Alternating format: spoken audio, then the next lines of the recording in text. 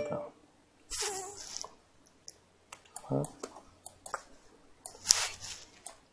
Donc maintenant on va s'intéresser à comment interagir avec After Effects du coup, parce que depuis tout à l'heure on fait du code, mais on n'a pas du tout vu comment ça marchait avec After. Parce que si ça se trouve, le code que je vous ai montré ici ne fonctionnerait absolument pas dans After Effects. Donc on va pouvoir le tester super simplement avec Extensive Toolkit, en venant changer ici, en venant choisir du coup de passer sur le code, sur l'interpréteur de After Effects. Donc maintenant, si jamais j'appuie sur le plus ou que je fais commande R ou CTRL R sur PC pour exécuter le script, il va me l'exécuter automatiquement dans After Effects. Donc là, on va tester tout de suite et je vais le lancer.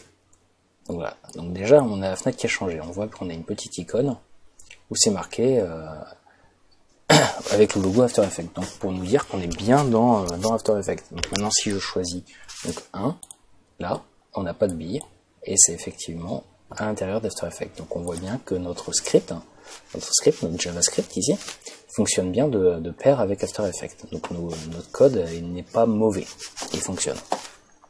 Mais du coup, c'est bien sympathique, mais on aimerait bien jouer avec des fonctions qui sont vraiment propres avec After Effects. C'est pas donc là, on va commencer à attaquer, rentrer dans le vif du sujet pour du coup le codage sur After Effects, et on va voir 2-3 petites fonctions qui vont vous permettre de rentrer en relation avec l'interface. Et après on attaquera directement le TP, et pour les fonctions plus avancées du développement dans After Effects, ça viendra dans le deuxième volume. Dans le deuxième volume, là on s'intéressera beaucoup plus aux fonctions spécifiques à After Effects. Là vous avez déjà appris pas mal de choses qui vont vous permettre de faire un bon grand nombre d'opérations et de scripts relativement simples. Donc dans les 2 TP qu'on fera après, on en fera 2 qui vont permettre d'accélérer votre workflow. Mais on verra pas les options pour l'instant avancées, étant donné que on reste vraiment sur les bases. Là je vais vraiment vous montrer comment interfacer rapidement avec After Effects. Donc du coup en fait, si vous allez sur le site d'Adobe, ils ont sorti un PDF qui s'appelle le After Effects Scripting Guide CS6, donc qui est en anglais par contre. Donc si vous n'êtes pas réfractaire à l'anglais, et même si vous êtes réfractaire, je vous conseille de vous y mettre un minimum, parce que du coup ça va vous permettre de comprendre et puis d'aller beaucoup plus loin dans les scripts.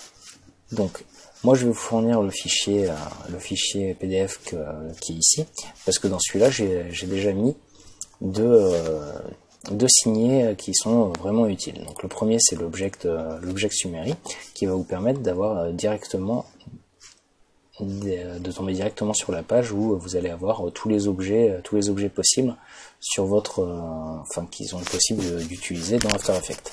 Et le deuxième c'est l'object model, donc qui vous permet de voir vraiment l'arborescence d'After Effects. Donc là c'est vraiment ce qui va vous permettre de savoir en fonction de quel objet vous allez utiliser, et bien sur quoi ça va pouvoir influencer. Donc là par exemple application project items, vous savez que dans les items vous pouvez avoir les comp items, les calques, les propriétés, tout ce qui est proxy.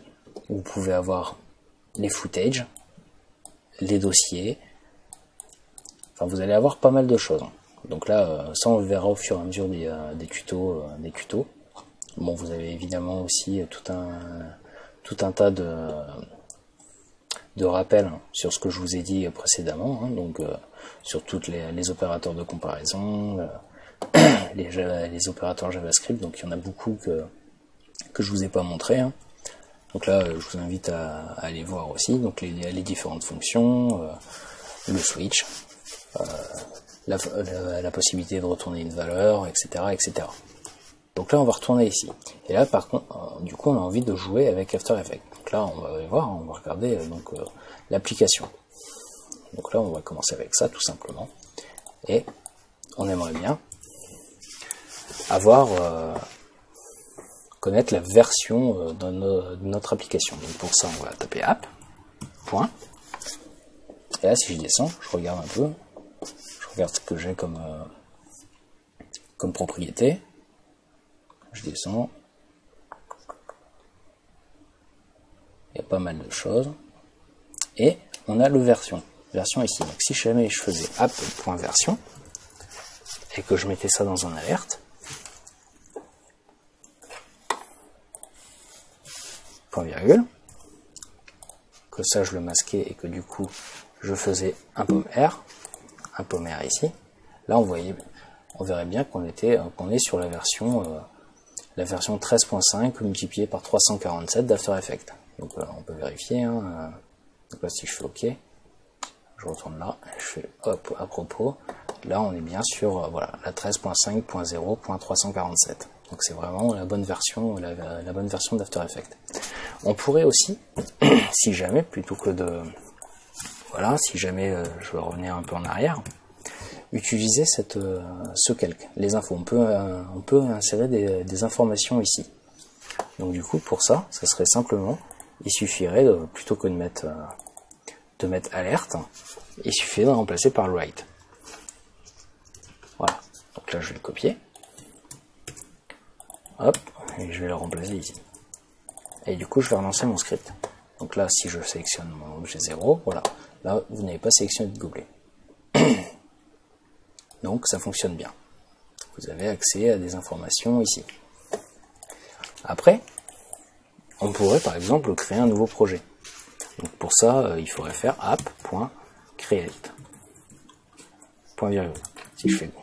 Donc là, ça marche pas, parce que j'ai mis des parenthèses. Donc, les parenthèses, hop, je fais oui. Donc là, si je fais hop, commande R, ça a fonctionné. Donc là, on n'a pas vu de nouvelles choses parce que tout simplement, il n'y a pas de, on avait un projet, il n'y avait pas de projet créé précédemment. Mais par contre, si jamais je venais créer une composition et que je venais créer un solide dedans, si jamais je relançais ça, hop là, ça ne fonctionnerait pas parce que tout simplement, c'est pas app.create. En fait, voilà, c'est app.project.create. Donc là, si je venais sur ça, je faisais project.create et que je relance, hop là. Ça n'a toujours pas marché.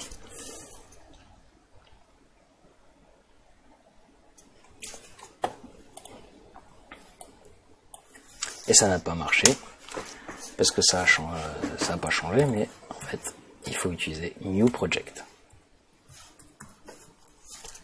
Et fermer cette fois avec les parenthèses. Et là, si je refais commande R, voilà, là ça marche. Donc après, ça vous l'avez dans la documentation ici. Donc là, en fait, c'est parce que j'avais pas lu correctement.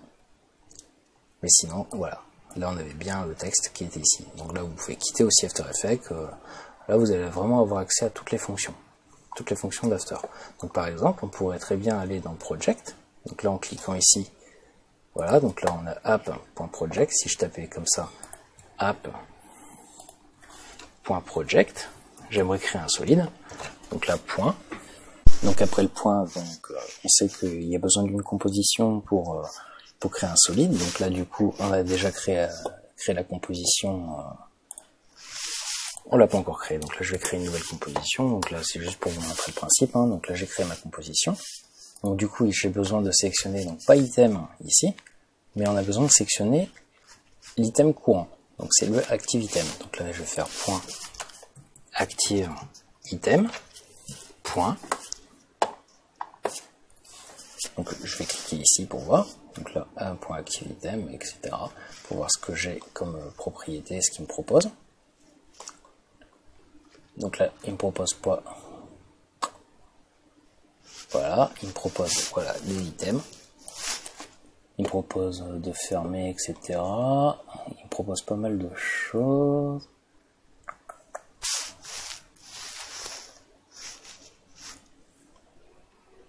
Mais il me propose pas les layers. Item attribut.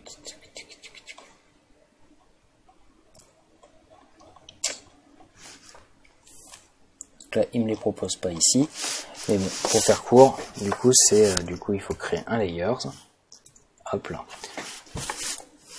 En fait, je pense qu'on peut les avoir dans application object. Si je vais regarder un peu plus, je les ai pas ici. Si je les ai pas ici, il faut que je revienne.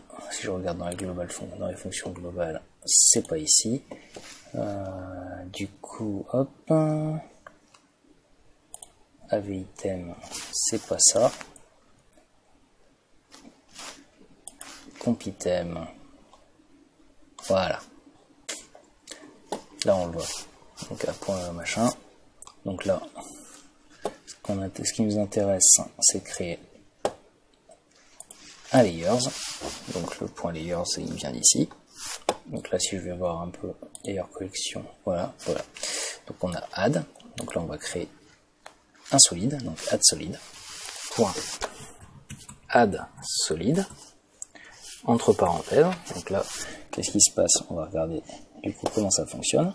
Donc là, page 98, on va voir comment il marche. Donc là, il nous dit, voilà, la méthode addSolid. Donc elle prend des paramètres. Donc là, machin, donc addSolid, il prend une couleur, un nom, une dimension, et donc un aspect de pixel et une durée. Du coup, là, je vais lui mettre des valeurs.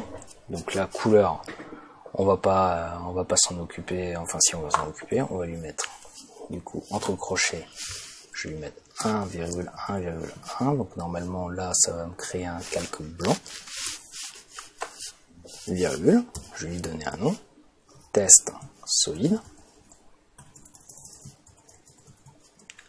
hop, virgule, je vais lui mettre une dimension, donc ça sera 1920,1080, virgule, il me demande l'aspect des pixels, ça sera 1, et après je vais lui mettre une durée de 10 secondes, point virgule. Donc là je vais retourner dans After Effects, pendant ScreenFlow, hop, dans After Effects, et là je vais tester, voir si ça fonctionne. Donc là si je fais OK, voilà. Donc là ça m'a bien créé un calque, donc un solide. Bon là ma composition elle fait 5 secondes, donc du coup c'est pas super flagrant, donc je vais remplacer cette valeur par une autre. Je vais faire 2, par exemple 2 secondes. Là, si je fais commande R, voilà, ça dure bien 2 secondes. Mon calque il fait bien 1920 par 1080, il est bien blanc, et il s'appelle bien test solide.